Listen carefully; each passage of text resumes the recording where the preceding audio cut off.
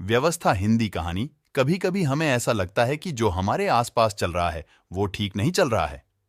ये चीज ऐसे नहीं बल्कि ऐसे होनी चाहिए। कुछ लोग तो उसे बदलने की कोशिश भी करते हैं और उसे बदलते भी हैं। बाद में उन्हें पता चलता है कि ये जो पहले से चलता आ रहा था वो ही ठीक था। ये कहानी व्यवस्था भी उसी के बारे में है। एक बार एक शिप में बहुत सारे पक्षियों को बिठाकर के एक देश में से दूसरे देश में ले जा रहे थे।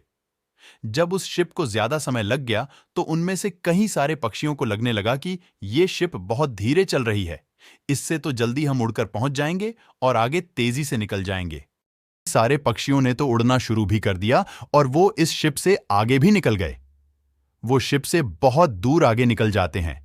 अब वो सारे पक्षी थक जाते हैं और वो देखते हैं कि यहां चारों तरफ पानी ही पानी है और कहीं पर भी पैर टिकाने की जगह नहीं है। तो वो सारे पक्षी वापस आके उसी शिप में चुपचाप बैठ जाते हैं। इतना तो जरूर समझ जाते हैं कि ये एक व्यवस्था है। इसकी स्पीड कम या ज्यादा नहीं, बल्कि वो अपनी निरंतर गति से चलती है। इसके ऊपर बैठना ही सही है। समय आने पर जहां पहुंचना होगा वहां हम पहुंच जाएंगे।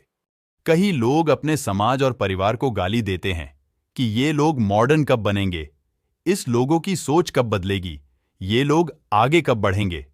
समाज और परिवार भी एक व्यवस्था है। वो हमारी गति के हिसाब से नहीं चलता है। उसे आगे बढ़ने में जितना समय लग रहा है हमें उतना समय उसे देना चाहिए। अगर हम भी उसी समाज का एक हिस्सा है तो फिर जब हमारे जैसे लोग ज्यादा हो जाएंगे तब समाज भी अपने आप बदलने लगेगा। हमें जो जैसे चल रहा है उसे गाली देने की वजह वैसे ही चलते रहने देना चाहिए। जब परिस्थिति ठीक नहीं होगी तब हमें वही समाज अच्छा लगेगा और हम उसी के ऊपर बैठेंगे।